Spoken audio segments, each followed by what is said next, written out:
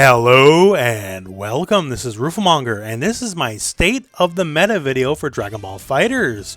Now, this is going to be a little bit different than how I usually do these, because when I usually do these, I back up a lot of my statements with, hey, here's a bunch of tournament results, here are a bunch of tournament placements, here's how many characters were used in this tournament, and all that kind of stuff.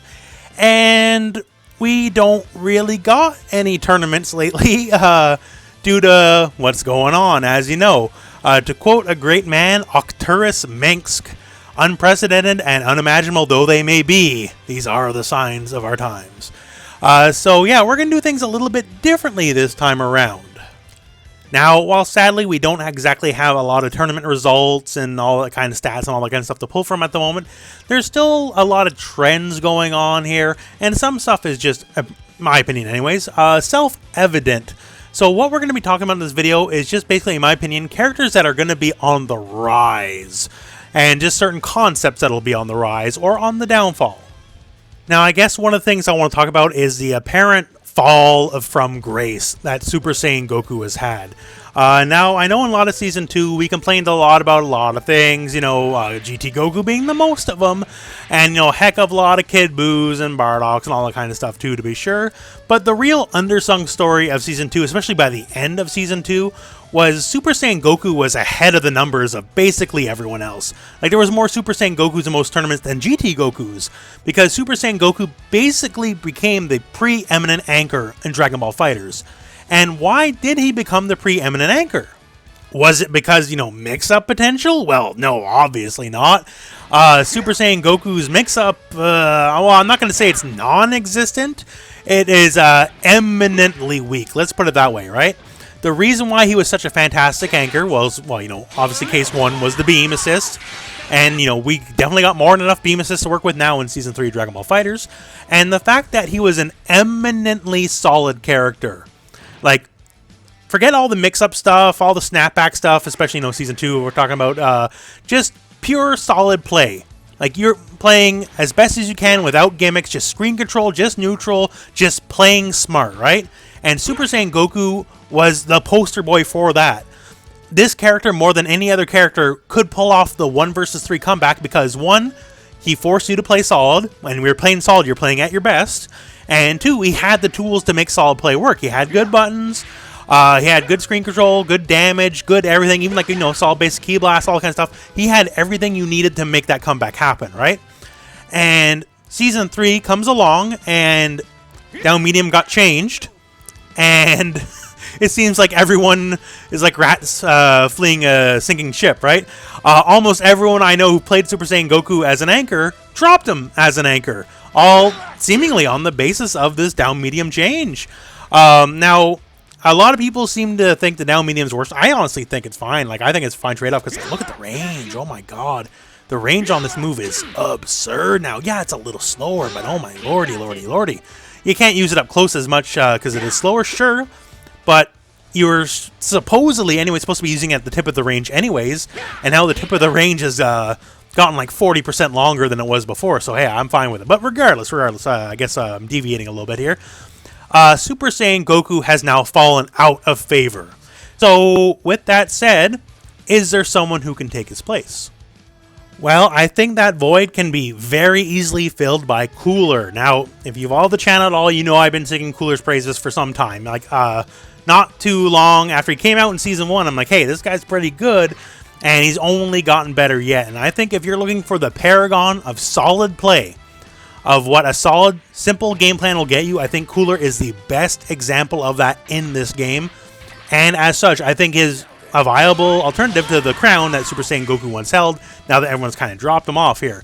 Now, first and foremost, while he has a beam assist, Cooler does, it is his C-type assist, and I know some people, they're a little iffy on that, right? But still, he has workable assists, but I will say right now, I don't think his assist game is as good as the regular basic Super Saiyan Goku assist, right? That all said, though, the everything else, Cooler fits the bill to a T. But if you're just looking at that guy to replace Super Saiyan Goku as like the king of just pure fundamentals, Cooler does it kind of bigger and better, you know. Bigger range normals that are faster than Super Saiyan Goku has, way more, range on a lot of stuff across the board. He has good basic Ki Blast to work with here, both ground and air. He has a beam. Death Shaker's a full screen low. He has plus on block moves, like that kind of stuff. That's really good. He even has an ability to disrespect neutral, because down forward heavy, his rushing uppercut, right, is immune to basically everything in the game that's not a grounded normal. It is immune to projectiles, both basic Ki Blasts and full-on projectiles. It's literally immune to everything in the air. It has the anti-air property, from homing dashes to instant air H's or whatever you want, right? So, like, he doesn't have to play the game a lot of characters have to play if he doesn't feel like it, on top of the fact that when he does feel like it, his normals are bigger than most people and, like, all that kind of stuff, right? So, I think... I don't know. We'll see, I guess. I just don't know.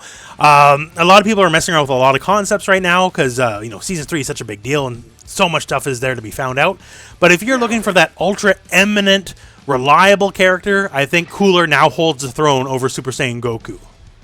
Now, another big question we have is just the C assist, right? This is one of the things where tournament results can definitely speak one way or the other on the matter, right? Because the tournaments where gimmicks go to die, well, for the most part anyway, sometimes they rise to the top, but generally speaking, it would show, hey, are C assists worth it? Because in the circles I go around, I got some people that are die-hard C type assist supporters, and they think it's the new hotness, right? And some other people are like, they're basically worthless.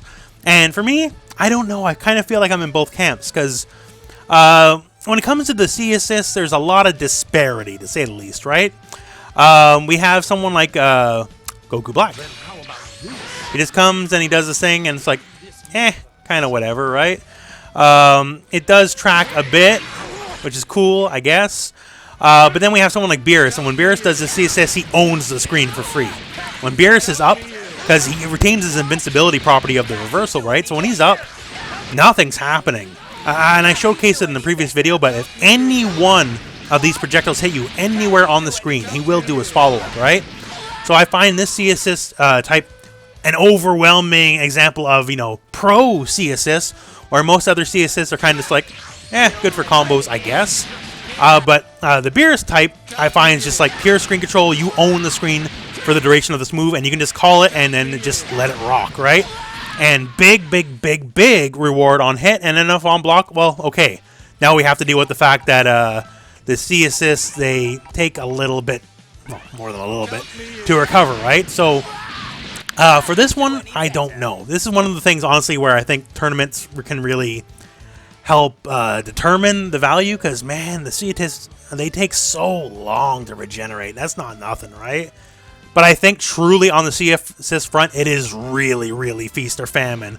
I really think there are some viable C assists, but other C assists, they just aren't worth the price of admission. Not when, especially when you have a Goku Black. Goku Black C is alright versus, Goku Black A is a beam assist, and we all know how good beam assists are, right? So this is one of the things that's currently in limbo, because without results for tournaments, we just basically have a couple people yelling at each other, hey, they're really good, hey, they're really bad, and I can see both sides, but we need tournament results to help float it to the top. So I guess the biggest question we got here, and this is usually what the State of the Meta videos kind of deal in, is who are the gods of the game? And as of this time, it's hard to determine, honestly. Without tournament results, we don't really see a lot of characters flowing to the top, and we definitely don't see the, certain characters being cast aside. Now, that said, there are still trends to be followed here, and Kefla, I think, is a perfect example here. So when Kefla came out here, man, people were losing their minds. Kefla's the best character in the game, bar none. Guichi started playing Kefla for a hot minute, and the Kefla army was born, right? And now that Kefla army is kind of MIA. I still think Kefla is an eminently solid character, to be sure, right? But the early cries of super secret top tier, #1 best forever, probably not, right? Eminently solid, yes, but not dirty enough that people are overwhelmingly flocking to the character. So I think Kefla is a case of early hype, but the hype has died down a little bit. And once again, I think Kefla's a good character, to be sure, right? But like certainly not in the vast realms of the GT Goku of old or anything like that. Now we got another character here. Old Bardock. Bardock's stock has never really dropped ever since his introduction to the game, right? I do think Bardock is a character on the rise. However, because Bardock, hey, one, he's still Bardock. Do I have to explain past that? I don't think I have to, right? He's still Bardock. End of story. And two, he was granted easily the best assist in the game for Season 3 with his new assist B, the Tyrant Lancer. Because it's everything to everyone, man. Like, it's a stupid amount of hit advantage. It's a stupid amount of block advantage. It literally works from full screen. Like, what else could you want? And like I've said this before in, you know, the top 10 assist video, right? In my opinion, it is the best assist in the game. And when you have a character who is already popular enough, already good enough, you know, his stocks have not dropped any little bit here, and then you give him a way better assist than he can ever dream to having, you're going to see Bardock on a lot of teams, to be sure.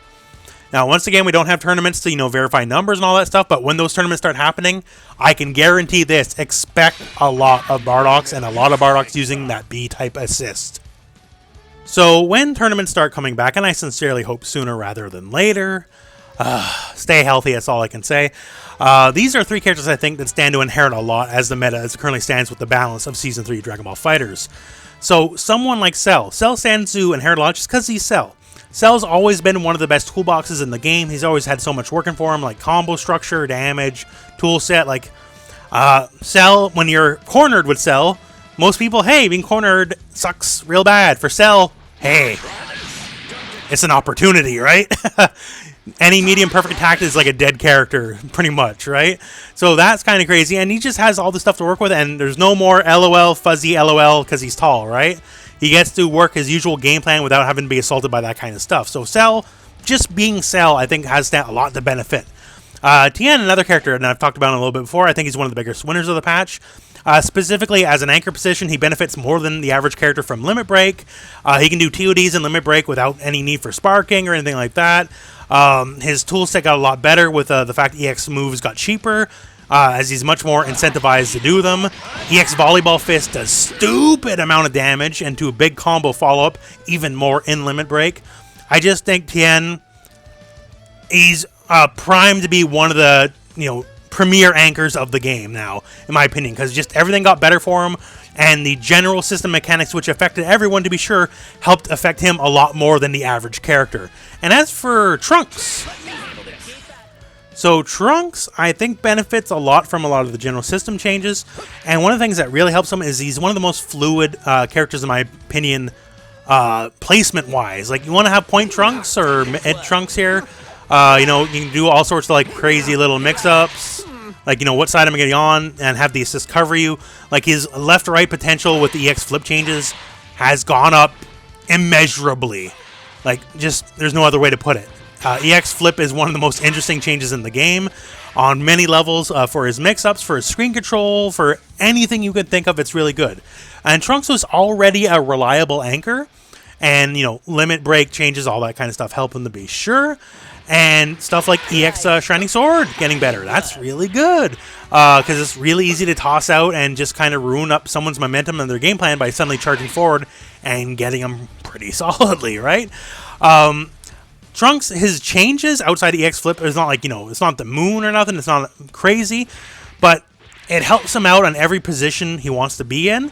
Be it if you want to do mix-ups or just combo stuff or whatever you want, right? But I think Trunks stands to gain a lot in the future.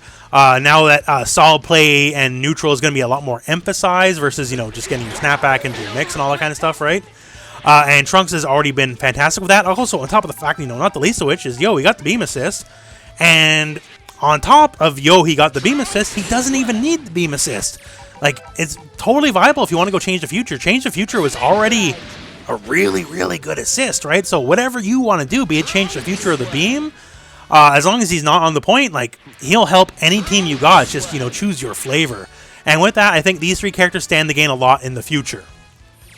And hey, there you have it. So once again, normally when I have these kind of videos, I'm giving you all sorts of stats, all sorts of numbers, and all that kind of stuff. And sadly, we don't got those. And we might not have them for some time to come. Sorry to say. So yeah, this is a bit speculative to be sure. But hey, there you go. And with that said as well, Let me know what you think Season 3 is going to be turning up and shaping up to be. You know, is this the rise of the Android 18 season? Is this the rise of Frieza? Hey, whatever. Let me know in the comments below. But other than that, my friends, I guess that is the end of this video. So thank you very much for watching. Hope this video has found you well, and there's someone inside my head there. And go out and play some Dragon Ball.